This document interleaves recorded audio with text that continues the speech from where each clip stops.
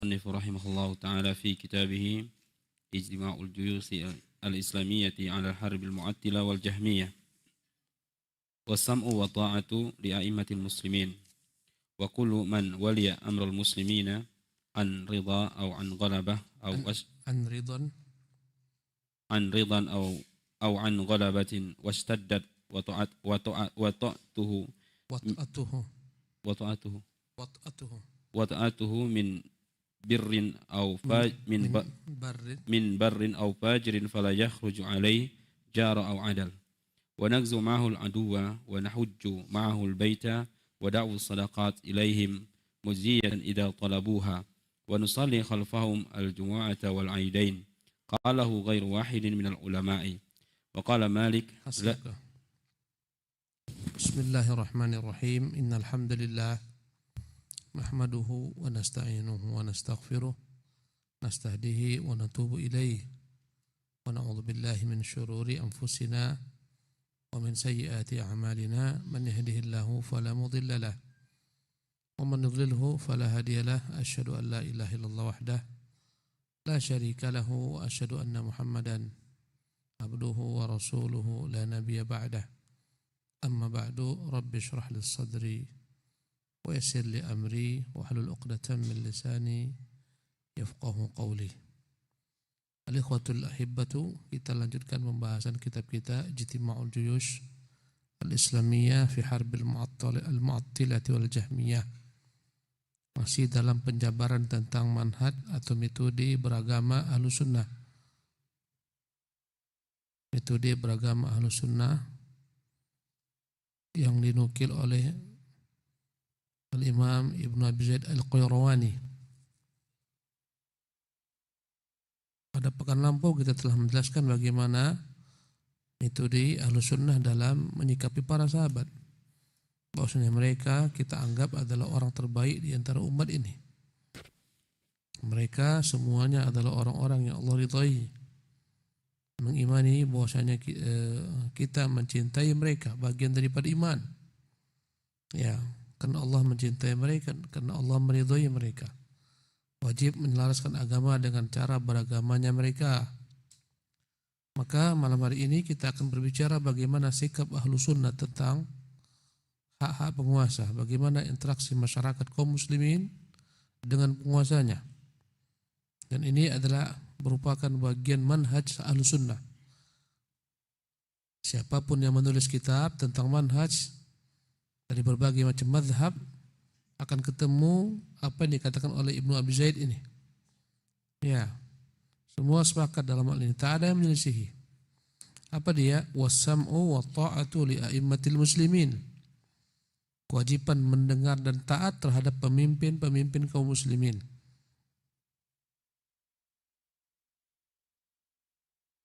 Wa kullu man wali amral muslimin. Wajib taat dan patuh kepada semua orang-orang yang menjadi wali bagi kaum muslimin, pemimpin bagi kaum muslimin. Ya. An ridhan atau an ghalabatin. Baik mereka menjadi penguasa dengan keridhaan masyarakat rakyat. Ya, dengan musyawarat dari rakyat, kesepakatan rakyat. Awan ghalabatin, baik mereka menjadi penguasa dengan kemenangan. Apapun cara kemenangan tersebut. Dahulu kemenangan bisa diperoleh dengan peperangan. Mereka memberontak dan mereka kuat mengalahkan penguasa sebelumnya. Maka dengan hal itu mereka menjadi penguasa yang sah, ditaati, dipatuhi, sebagaimana terjadi dengan dinasti Bani Abbas atau Al-Abbasiyah yang meruntuhkan dinasti Bani Umayyah, Al-Umayyah. Ya, mereka dapat mengalahkan dinasti Umayyah ketika melemah. Jadilah mereka penguasa bagi kaum muslimin. Wajib ditaati dan dipatuhi, didengarkan. Walaupun mereka meraih kekuasaannya dengan jalan pemberontakan. Ya, apapun jalannya, baik pemberontakan, oposisi, ya, baik dengan jalan demokrasi, taswid, mereka menang dengan suara terbanyak, maka dikatakan mereka berhak menjadi penguasa dan harus dipatuhi dan didengarkan. Jadi sistem pemilihan penguasa dalam Islam itu 3. Ini yang ketiganya. Yang pertama dengan sistem musyawarat. Itu yang terjadi dengan kekhalifahan Abu Bakar Siddiq. Dia menjadi khalifah dengan musyawarat para sahabat. Presentasi para sahabat yang berkumpul di Saqifah Bani Sa'idah. Mereka sepakat memilih menunjuk Abu Bakar sebagai khalifah kaum muslimin. Ini jalan yang pertama, asyura, musyawarat. Dan ingat, musyawarat tak sama dengan demokrasi. Demokrasi ya hasil daripada pungutan suara. Musyawarat tidak. Ya, beberapa orang-orang yang dikenal senior, yang berakal, memiliki pengalaman, memiliki jasa-jasa terhadap Islam, ya mereka memilih. Maka mereka adalah merupakan presentasi daripada kaum muslimin. Ketika mereka memilih sepakat, jadilah ketika itu seseorang menjadi penguasa, khalifah. Ya. Ahlul halli wal aqdi. Disebut dengan nama Ahlul halli wal aqdi. Mereka lah yang mengurai dan mereka yang mengikat. Mereka yang mengikat seseorang menjadi penguasa. Ahlul halli wal aqdi. Ya.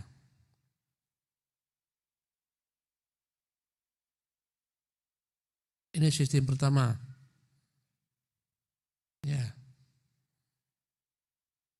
Apakah sama dengan dewan di negeri kita misalnya dengan DPR, Dewan Pertimbangan Rakyat atau MPR, Majelis Permusyawaratan Rakyat? Jawabannya tak sama. Karena DPR di kita dipilih dengan suara, MPR pun demikian dipilih dengan suara terbanyak. Adapun al-halli tidak. Ada kaitan dengan suara. Ya. Jadi ini sistem pertama musyawarat. Dan musyawarat tak sama dengan apa tadi? Demokrasi. Demokrasi semua manusia sama, satu suara. Baik dia seorang pelacur, baik dia seorang ulama, tak ada beda. Baik dia seorang waria, baik dia transgender, punya KTP, dia punya suara. Inilah namanya taswid. Ya, baik dia perempuan, baik dia laki-laki. Yang kedua, sistem kedua namanya adalah al-wasiyah, penunjukan. Di mana penguasa menunjuk siapa yang berhak menjadi pengganti setelahnya, namanya wasiyah. Wasiat dengan penunjukan. Bagaimana ditunjuknya Umar menjabat sebagai khalifah pengganti Abu Bakar Siddiq setelah beliau meninggal. Dia buat wasiat. Ya, sebelum dia wafat, penggantinya adalah Umar bin Khattab. Maka ini wajib ditaati. Bahkan sekiranya penguasa memilih 2-3 ya khalifah yang berganti-ganti, sah. Si A yang menjadi khalifah pengganti saya, jika dia meninggal si B, jika dia meninggal si C. 3 sekalian sah. Wajib ditaati. Bagaimana terjadi pada masa pemilihan Nabi SAW terhadap 3 jenderal dalam perang Mu'tah. Yang memimpin perang adalah Abdullah bin Rawaha. Jika dia terbunuh maka Ja'far bin Abi Thalib. Jika terbunuh yang pertama Zaid bin Thabit. Jika terbunuh Ja'far bin Abi Thalib. Jika terbunuh Abdullah bin Rawaha. Berganti-ganti. Meninggal yang satu digantikan satu. Meninggal yang satu digantikan yang satu. Sah? Ya. Namanya dengan sistem wasiat. Ini yang kedua. Yang ketiga, ini yang ketiga, sistem ghalabah, kemenangan diperoleh. Apapun caranya. Baik dengan demokrasi, baik dengan oposisi, baik dengan demonstrasi. Ya. Akhirnya naiklah mereka sebagai pemenang. Ya, mereka menguasai negeri. Maka mereka dianggap sebagai penguasa yang sah. Wajib dipatuhi, didengarkan, ditaati. Ya, adapun dosa yang tertumpah sebabkan karena mereka berontak, itu mereka dari Allah Subhanahu wa taala. Itu urusan mereka. Urusan rakyat patuh taat kepada mereka. Ya. sebagaimana terjadinya pemindahan dinasti dari Bani Umayyah ke Bani Abbas. Jadi siapapun yang menjadi pemimpin bagi kaum muslimin dari kaum muslimin wajib dipatuhi dengarkan. Baik mereka menjadi pemimpin dengan keridhaan kaum muslimin, musyawarat contohnya wasiat, ataupun dengan kemenangan yang mereka capai. Washtaddat wat'atuhu. Ya, bersangatan kekuasaannya. Stabil dia buat negeri. Menunjukkan dia kuat, penguasa-penguasa yang kuat. Ya, min barrin au fajirin, baik orang yang memenangkan ini adalah orang yang barrin saleh dalam dirinya, baik hubungannya kepada Allah Subhanahu wa taala, ataupun fajir, atau orang ini yang berhasil memenangkan ini seorang yang fasik, tak baik hubungannya kepada Allah Subhanahu wa taala, zalim. Ya. Baik hubungannya kepada Allah ataupun dia zalim kepada manusia, tapi ketika dia berkuasa tetap dipatuhi. Kita mengenal penguasa yang zalim yang luar biasa kezalimannya, Hajjaj bin Yusuf Al-Thaqafi, yang membunuh sebagian sahabat, yang membunuh Abdullah bin Zubair, yang membunuh Sa'id bin Jubair, ya, dan membunuh sebagian daripada tabi'in. Tapi para sahabat semacam Anas, Abu Hurairah tetap sholat di belakangnya. Ya. Meski dia zalim, meski dia mengambil hak-hak masyarakat rakyatnya, merampas, merampok, zalim, ya, tetap dipatuhi selama dia masih menegakkan sholat. Kata Nabi, ma'aqamu fikumus sholat, selama dia masih menegakkan sholat atau dia membiarkan penegakkan sholat, dibiarkan azan berkumandang di mana-mana, selama dia tidak yakfur kufran bawah, tidak kafir dengan kekufuran yang nyata. Ya. Kata Nabi, malam tarau kufran bawahan, selama kan tidak melihat dia kafir dengan kafiran nyata, patuhi dia, taati dia. Kata Nabi, wa in darabu dhahrak, walaupun mereka memucut punggungmu, wa in akhadhu malak, walaupun mereka mengambil hartamu, patuhi, dengarkan. Kezaliman dia dengan Allah Subhanahu wa taala. Ketaatan kalian adalah kewajiban yang Allah tuntut daripada kalian. Mengapa demikian, Ustaz? Jawabannya, semua ini demi kemaslahatan yang besar. Ya, persatuan kaum muslimin, tak tertumpah darah kaum muslimin. Ketika masyarakat memberontak terhadap pemimpin semacam ini, tertumpahlah darah-darah yang tak layak tumpah. Bahasa Arabnya darah yang maksum, darah yang tak layak tumpah. Dan itu telah kita lihat, kita saksikan dengan mata kepala kita. Pemberontakan rakyat kepada penguasa yang zalim, dampaknya adalah kekacauan. Negeri tersebut chaos. Mana contohnya? Banyak. Lihat Libya. Lihat Irak,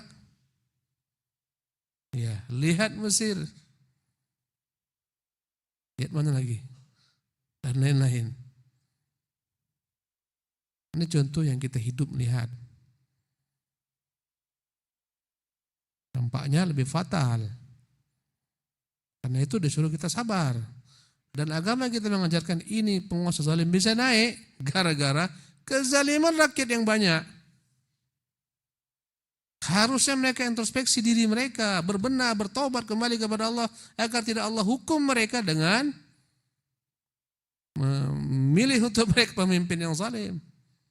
Ini karena kezaliman Allah Subhanahu wa taala berikan, ya, azab dengan kezaliman serupa. Kata Allah, wa kadzalika nuwalli dzalimina ba'dahum ba'dhan bima kanu yaksibun. Demikianlah kami kuasakan yang zalim dengan yang lebih zalim daripadanya dengan sebab apa yang dia buat, dengan sebab apa yang mereka lakukan. Ya, kita zalim, dikuasailah kita dengan penguasa yang zalim. Ya, itu kata Allah.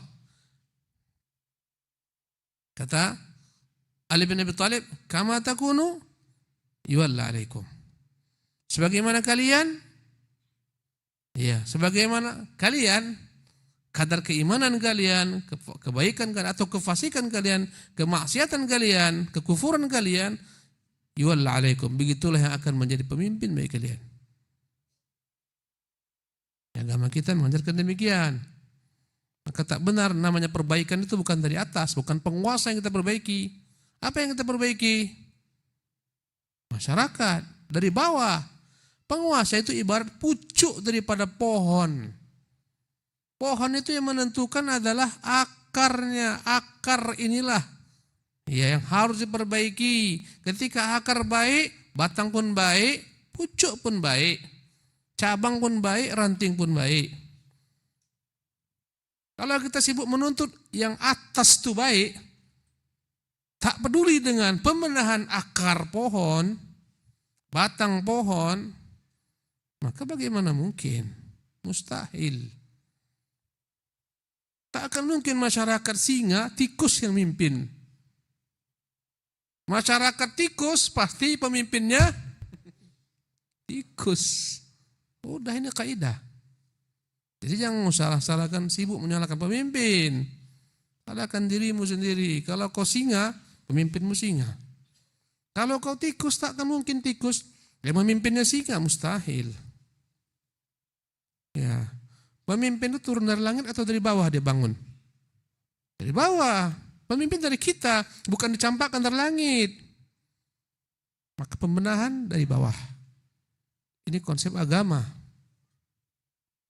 Tapi tak banyak yang mau meyakininya, menerimanya, tak rela. Sehingga mereka selalu melihat ke atas.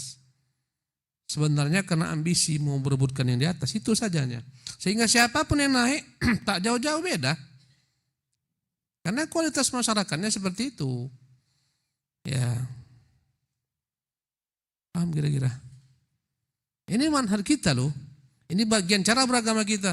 Ini yang membuat kita beda dengan manhaj-manhaj pergerakan-pergerakan yang lain. Ini yang membedakan kita dengan kaum Mu'tazilah, kaum Khawarij, kaum Rafidhah, Syiah yang mereka menghalalkan, memberontak kepada penguasa. Ini yang membedakan kita dengan gerakan-gerakan kontemporer. Ya, apakah namanya Al-Qaeda, apakah namanya ISIS, apakah namanya Jamaah Islamiyah, kita beda dengan mereka. Di negeri kita apakah namanya NII, negara Islam, kita beda dengan mereka. Ya. Apalagi mereka ganti dengan nama Ansarud Daulah, beda gitu sama mereka. Kalau mereka teriak kalian penjilat, apa yang kita jilat? Subhanallah. Kita tak ada hubungan dengan para penguasa. Kita tidak ingin bangku yang dimiliki penguasa pindah kita, tidak. Ambil sama kalian tersebut. Kami membela kalian, kami mendoakan kalian, membantu kalian dalam segala macam bentuk kebaikan. Program yang baik kami dukung. Kalau perintahkan kami kepada kemaksiatan, kami tidak ikut. Subhanallah. Tapi kami tetap kepada kalian, taat dalam perkara-perkara yang tak bertentangan dengan ajaran agama kami. Ini akidah Ahlussunnah. Maka tak ada cerita demo-demo, tak ada. Ya. Apalagi buat gerakan-gerakan bawah tanah, pemberontakan, bertentangan dengan manhaj, bertentangan dengan Nabi sendiri. Ya. Kata para sahabat, ala nuqatilhum? Kalau kami lihat mereka melakukan perbuatan munkar, bolehkah kami perangi Rasulullah? La, tidak. Subhanallah. Illa antara kufran bawahan, kecuali kalau kalian lihat nyata mereka telah kafir. Lakum minallahi burhan, lakum fi minallahi burhan. Jelas-jelas ada keterangan nyata kekafiran mereka dengan pernyataan dia kafir. Pernyataan dia murtad. Ya. Baik, kalau ini sudah terjadi, boleh kita memberontak kepadanya? Jawabannya, timbang sisi maslahat mudarat. Kalau ternyata lemah, tak punya kekuatan, sabar. Meski pemimpinnya kafir, tak boleh memberontak ketika tak memiliki kemampuan, lemah. Karena itulah Nabi SAW menyuruh para sahabat ketika di Mekah untuk sabar. Kata Umar, ya Rasulullah, kita perangi mereka. Kata Nabi, lam nu'mar bidzalik, lam nu'mar bihadza. Kita belum lagi diperintahkan untuk berperang. Nabi bertahan, Nabi bersabar dalam intimidasi, dalam teror. Subhanallah, 13 tahun di kota Mekah, Nabi bersabar. Pemimpin-pemimpin Mekah dengan kufurannya, simbol-simbol kufuran di mana-mana. Nabi bersabar. Kenapa bersabar? Memang belum masanya. Jangan dipaksa. Ya, jika ada segelintir orang salah memahami agama, semangat berlebihan, tinggal di negeri kafir, dikuasai orang-orang kafir, ingin memberontak kepada mereka, habis mereka. Ini kebodohan. Sabar. Ya. Jadi bukan secara mutlak, Ustaz, ini kafir nih, kami serang. Tidak bisa. Pertama kau pastikan kekafirannya. Itu bukan engkau yang menghukum dia kafir. Ulama-ulama. Dari perkataannya, dari sikapnya, perbuatannya. Ya. Dan mengkafirkan seseorang muslim memiliki banyak syarat. Tak boleh pakai prasangka. Ya. Subhanallah. Inilah akidah kita.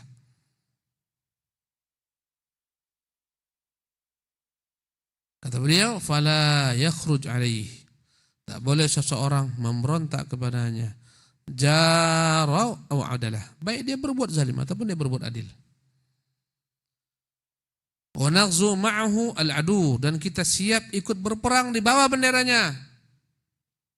Jadi jihad dalam Islam bukan sembarang dikomandokan jihad, tidak. Dalam Islam jihad itu jihad dibagi dua. Satu namanya jihadut talab, jihad sifatnya adalah ekspansi, perluasan wilayah Islam. Agar Islam tak ada yang menyekat, dia harus masuk ke negeri manapun juga. Jangan disekat. Ketika ada yang menyekat Islam, penyekatnya harus dihilangkan. Ingat, dalam Islam jihad bukan tujuannya menumpahkan darah. Tujuannya agar memerdekakan manusia. Agar mereka menjadi hamba Allah dengan pilihan mereka. Tak boleh dihalangi. Itu tujuan jihad. Bukan darah. Buktinya apa? Nabi mengharamkan membunuh perempuan-perempuan, kaum musyrikin, orang tua, anak-anak yang tak ikut perang. Para ahli ibadah yang dalam rumah ibadah jangan diganggu. Ini menunjukkan bukan darah diinginkan. Ya, kalau darah dihabisi semua. Sebagaimana ISIS dan lain-lainnya, semua dibantai, anak kecil dibantai. La ilaha illallah. Ya, wartawan-wartawan dibantai habis. Turis-turis dibantai habis. Ini apa? Ini memalukan. Bukan jihad. Karena itulah disyariatkan jihad untuk mengangkat berbagai macam penghalang-penghalang dakwah. Ingat, Islam itu dalam berjihad tidak memaksakan masuk Islam, enggak ada paksaan. Sebagaimana kaum kafirin memaksakan orang-orang Islam ketika mereka berkuasa masuk ke agama Nasara. Lihat bagaimana ketika di Andalus, ketika melemah kaum muslimin sibuk dalam gelimang syahwat, anak-anak mudanya dalam hura-hura yang berkepanjangan, orang tuanya diam, habislah mereka, dikuasai musuh-musuh mereka. Dipaksa mereka untuk merubah semua nama-nama mereka. Dipaksa mereka ikut agama Nasara. Yang tak ikut, diadili, dibunuh, dibakar, ditenggelamkan, macam-macam. Sehingga punah mereka. Islam tak ada. Tak ada paksaan dalam agama. Salahuddin ketika berhasil menaklukkan Baitul Maqdis, tak ada paksaan. Islam ini tidak boleh memaksakan orang masuk Islam, enggak boleh. La ikraha fiddin, tak ada paksaan dalam beragama. Orang luar Islam tidak dipaksa, tidak boleh dipaksa masuk Islam. Subhanallah. Jadi ini bukan tujuan daripada jihad itu memaksakan orang masuk Islam, tidak. Menyekat penghalang-penghalang. Ini bagian jihad pertama, namanya jihad at-talab. Yang kedua, ingat, jihadut talab ini di antara syarat jihadut talab harus dengan perintah pemimpin kaum muslimin. Tak boleh sembarangan orang beberapa grup, ya, 100-an orang, 2000-an orang bawa pedang masing-masing bawa kami berjihad. Ini tak benar. Kacau balau kok dibizinkan semacam ini. Dahulu ada namanya laskar jihad. Ini tak benar. Jangan buat negara dalam negara. Ya, dan semacamnya lah. Ya, dilatih secara tentara, dipakaikan baju tentara, diberi pangkat-pangkat tentara. Keluar bawa senjata, ini nggak bisa. Kacau balau. Harus dengan perintah pemimpin kaum muslimin. Di negeri kita ini tentu ada yang punya hak. Ya. Penguasa kita yang mengatakan ini kita berperang dengan negara yang ingin mencapok negeri kita. Siap. Itu namanya jihad talabi. Jihadut talab. Harus dengan pemimpin. Harus jelas. Benderanya di bawah bendera yang jelas.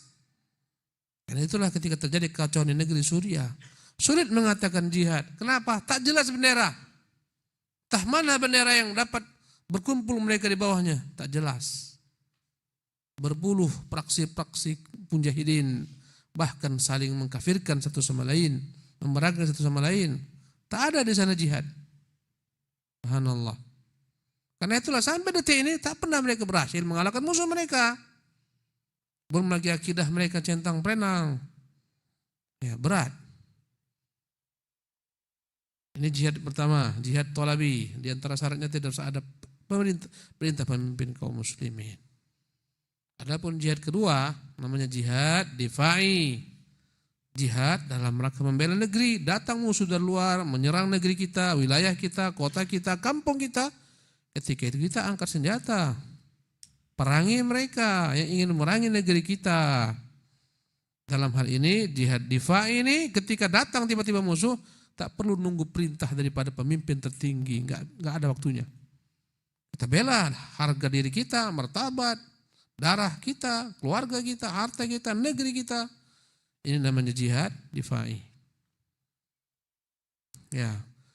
Jadi yang namanya jihad syar'i di bawah komando, bukan sembarangan. Karena itu dikatakan di sini, ya, wa naghzu ma'ahu al-adu, kita ikut berperang setia dengan mereka, memerangi musuh-musuh mereka.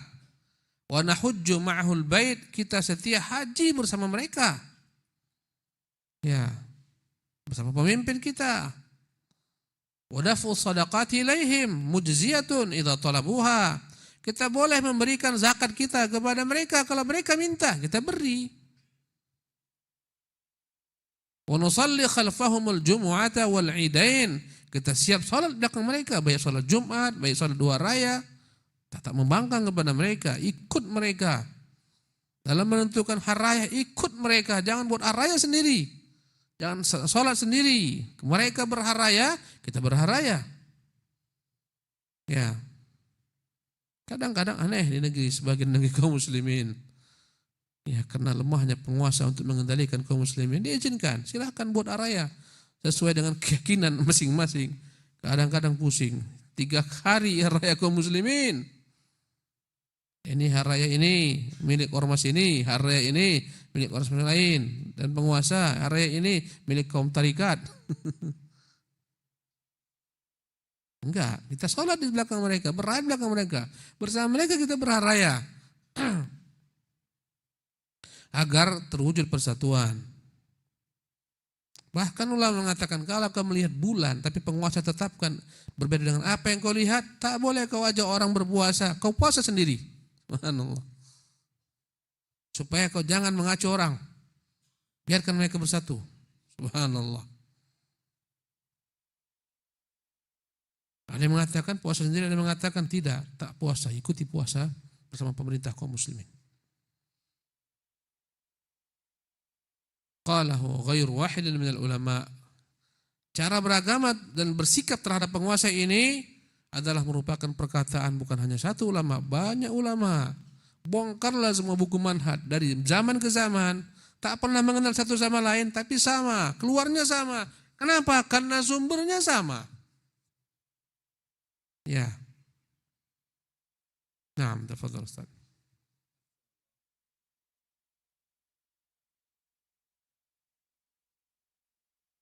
Aina mikrofon laka.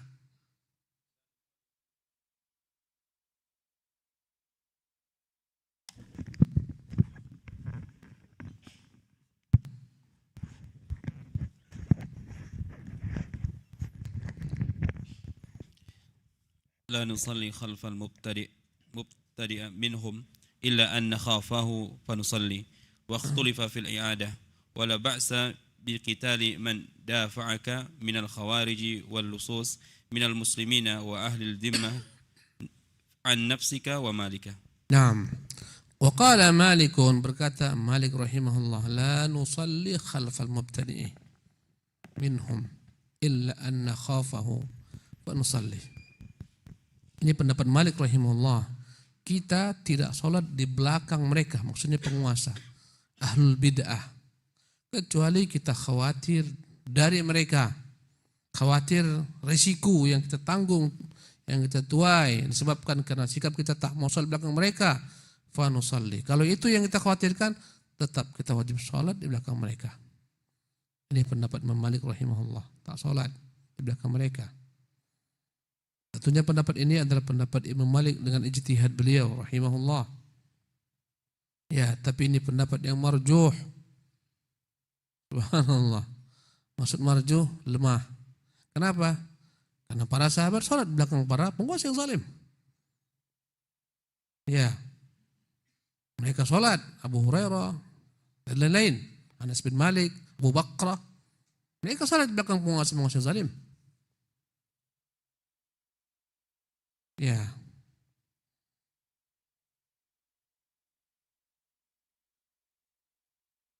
Waqtulifa fil i'adah. Walaupun dipersisikan hukumnya, apakah mengulangi kembali? Kalau andai kata dia sholat di belakang seorang penguasa yang bid'ah, ahli bid'ah, apakah dia mengulangi kembali nanti ketika di rumah, atau dia tak mengulangi kembali? Dipersisikan dalam hal ini menurut mazhab Malik, karena dia ulama daripada ulama Malikiyah. Manhaj ini adalah manhaj ya mazhab Malikiyah. Tapi walaupun demikian, semua mazhab mirip-mirip seperti ini. Ya, keyakinan mereka kecuali perkara-perkara khilafiyah yang sedikit semacam ini.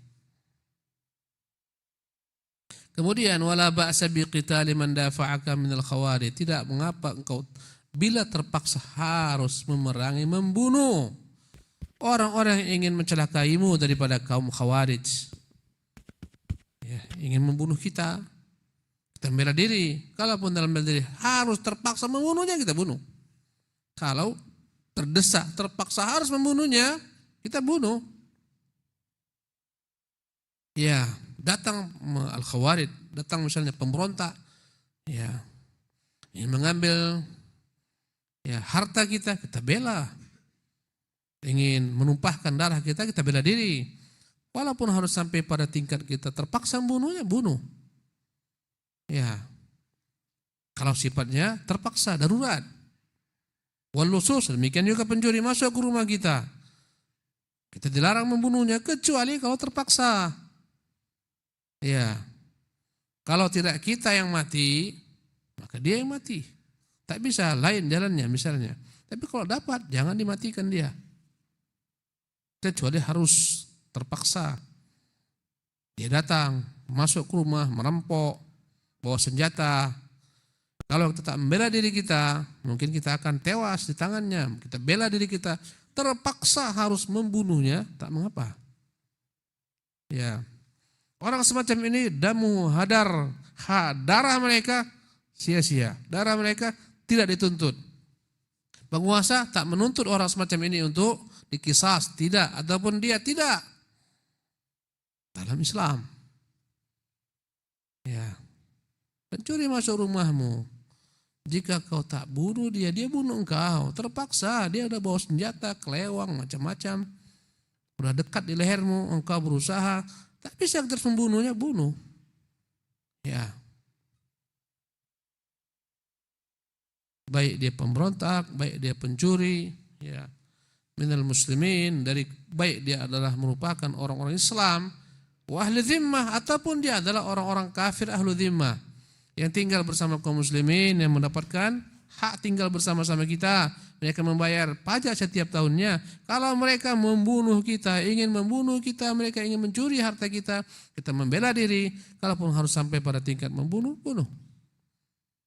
Ya, an-nafsika wa malik. Mereka ingin ambil hartamu, ingin ya tumpahkan darahmu, kau bela diri. Walaupun dalam bela diri tersebut harus dengan ya, menumpahkan darahnya. Tapi ingat, itu jalan terakhir. Berapa sih waktu kita? 7 menit lagi.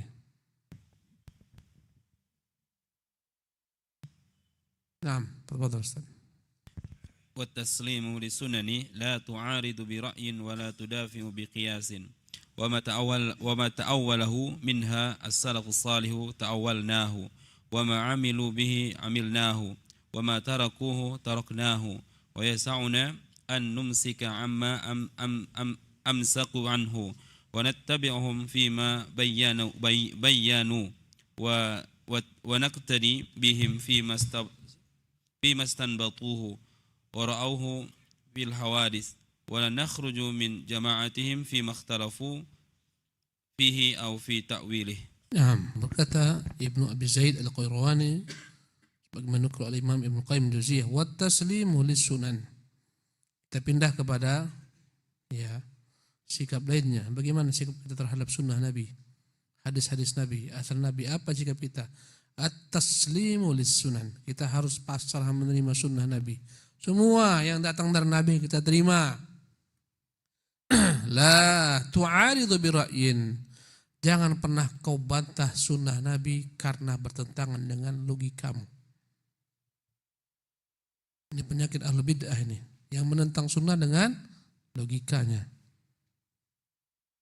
Ya, pernah salah seorang ulama Mesir berceramah di hadapan kaum wanita. Dia bercerita, sesungguhnya wanita-wanita para sahabat, ya, pernah Nabi berkata kepada mereka, ma ra'aitu min naqisati dinin wa aqlid adhaba bilubbi rajul haziman min ihdakunna. Tak ada seorang pun kulihat, ya, dari makhluk bernama wanita, ya, yang kurang akalnya, kurang agamanya, tapi dapat menguasai laki-laki yang paling hebat sekalipun. Sebagaimana kalian, wahai kaum wanita. Laki-laki kuat kadang-kadang kalah dengan apanya? Istrinya. Banyak laki-laki kuat tapi KU sama istrinya. Kata Nabi sendiri, aku heran. Kalian ini kurang akal, kurang agama, tapi dapat mengalahkan, membuat goyah pendirian laki-laki yang paling kuat sekalipun. Kok udah berengek dia, menangis dia, bang. Udahlah, lemah tuh. Di mana lebih kuat? Perempuan apa laki-laki sebenarnya? Mana lebih kuat? Hah? Tergantung. Ya. Jadi ada seorang perempuan yang dia terpakena paham-paham feminis, paham-paham gender. Ya, dia protes. Saya tak setuju sama hadis ini. Bagaimana kami dikatakan kurang agama, kurang akal, kami tak setuju dengan hadis ini. Ya, maka berkatalah sang ulama tersebut, ini hadis untuk para wanita-wanita sahabat. Nabi berkata kepada mereka, kalian adalah wanita-wanita yang kurang akal, kurang agama. Tidak untuk perempuan semacammu. Kalau engkau tak punya akal, tak punya agama. La aqlun waladin. Para sahabat, iya. Engkau la aqlun waladin, agamamu tak ada, akalmu pun tak ada. Ya. Banyak orang-orang semacam ini yang membantah sunnah dengan logikanya, banyak, luar biasa. Kadang-kadang udah ngaji pun tak peduli dia. Apalagi masalah poligami, paling anti kali. Subhanallah, keluar semua dalil. Ya. Banyak masalah warisan, macam-macam. Ya, tak sesuai logikanya. Ditolak. Sampai di sini dulu lah ya. Besok kita ulangi lagi, panjang ini. Gak enak nanti. Tanggung. Subhanakallah wa bihamdik, asyhadu an la ilaha illa anta, astaghfiruka wa atubu ilaik.